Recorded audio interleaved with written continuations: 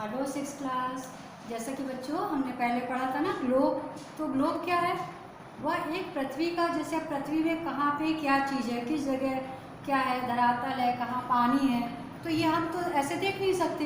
तो उसको हम किसके द्वारा देखते हैं? ग्लोब के द्वारा, है ना। ग्लोब ऐसा पृथ्वी का प्रतिबिंब है जिसको हम क्या बोलते हैं? ग्लोब कहते हैं, जिसके द्वारा पृथ्वी में कहाँ जल है, कहाँ थल है, कहाँ महाद्वीप है, कहाँ महासागर है, ये सब देख पाते हैं। उसी प्रकार होता है मानचित्र। मानचित्र मतलब नक्शा। अब जैसे कि हम यहाँ पे हैं तो किस जगह में है भारत के, तो किस जगह पे नक्शे में हम कैसे देखेंगे? नक्शे में हम देखेंगे कि भारत में कौन सा राज्य में हम रहते हैं? मध्य प्रदेश। मध्य प्रदेश में हम किस शहर में रहते हैं? जबलपुर।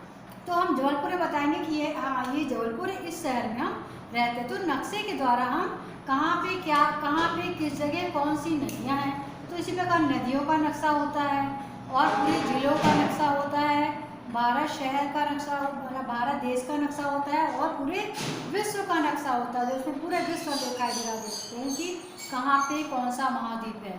अब भारत के नक्शे में देखिए तो भारत में जितने भी ज़िले हैं, 28 या 29 जो भी ज़िले हैं, वो पूरे ज़िलों की संख्या उसमें दी होती है ना।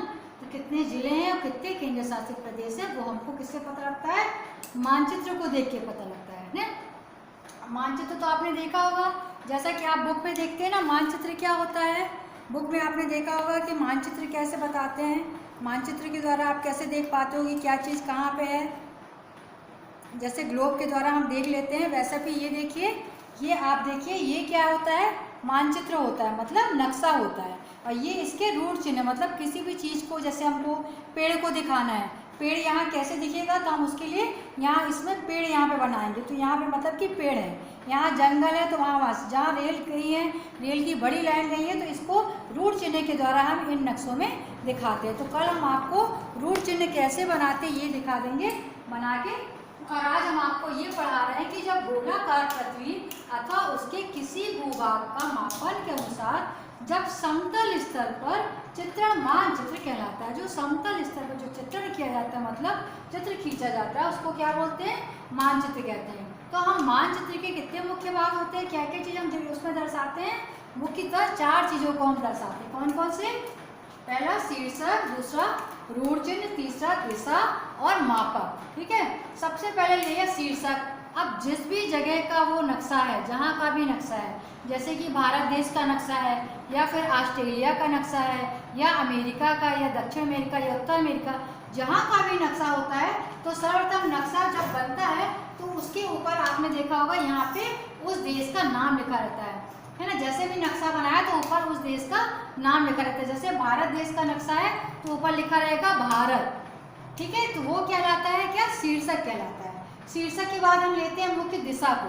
तो यह मानचित्र की मुख्य विशेषता होती है। तो जैसे ऊपर की ओर कौन सी दिशा होती है? उत्तर, नीचे दक्षिण, पूर्व, पश्चिम। तो ऊपर की उत्तर दिशा होती है, तो यहाँ पर एरो का निशान लगाकर और नॉर्थ लिखा जाता है, मतलब इंग्लिश में उत्तर को क्या बोलते हैं? नॉर्थ, अर्थात एन यहाँ पे बनाया जाता है। अब क्या लेंगे हम? कल जैसे हम आपको नक्शा एक बना के बताएंगे और उसके रूट चिन्ह बताएंगे। अब क्या होगा? दिशा।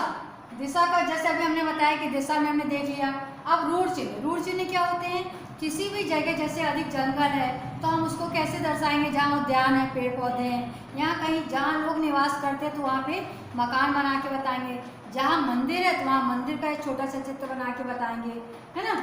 और जहाँ पे नदी निकली है तो वहाँ नदी का चित्र बना के बताएंगे। जहाँ मस्जिद है वहाँ मस्जिद के चित्र द्वारा, रूट चिन्ह के द्वारा हम नक्शे में, मतलब छोटे से चित्र के द्वारा उसको प्रदर्शित करते हैं कि यहाँ पे ये चीज़ है। अर्थात मानचित्र के कई विषय वस्तुओं, बिंदुओं को पारंपरिक चिन्हों के द्वारा वर्षों से उपयोग में लाया जा रहा है, उसको हम क्या बोलते हैं? रूट चिन्ह कहते हैं। तो रूट चिन्ह क्या होते हैं वो आपकी किताब में बने हुए हैं। कल हम भी आपको रूट चिन्ह बनाकर बताएंगे और नक्शा कि नक्शे में रूट चिन्ह को फिर हम कैसे दर्शाते हैं। अब इसके बाद लेते हैं मापक। किसी भी चीज़ का माप करना, जैसे यहाँ पे ये चीज़ इतनी ज़्यादा, तो उसको शॉर्ट में लेके मापक के द्वारा हम नक्शे में दर्शाते हैं। अब चूंकि नक्शा नक्शे में तो हमको छोटे में ही दर्शाना होगा, तो धरातल की वास्तविक दूरी को क्या कर लेते हैं? हम कागज पर अनुपातिक रूप से क्या करते हैं? छोटा कर लेते हैं। अनुपातिक रूप से छोटा या बड़ा मापक की सहायता से क्या करते हैं? दर्शाया जाता है। उसको हम क्या बोलते हैं? मापक कहते हैं। तो जैसे कि 1 सेंटीमीटर ले लिया तो बराबर 1 मीटर। अब मीटर है तो उसको हमने सेंटीमीटर में दर्शा दिया, छोटे उसमें हमने उस भाग को दर्शा दिया। तो इसमें नक्शे के कौन कौन से प्रमुख भाग होते हैं? शीर्षक, रूट चिन्ह, दिशा और मापक, 4 ये मुख्य भाग होते हैं। अब मानचित्र किसे कहते हैं? गोलाकार पृथ्वी अथवा उसके किसी भूभाग का मापन के अनुसार समतल सतह पर चित्रण क्या कहलाता है? मानचित्र कहलाता है। इसके 4 प्रमुख भाग होते हैं। प्रत्येक मानचित्र का एक शीर्षक होता है जिसको हम उसके जैसे कोई भी देश का है, जैसे भारत देश का या दक्षिण अमेरिका, उत्तर अमेरिका, उस देश को ऊपर उसका नाम लिखा होता है।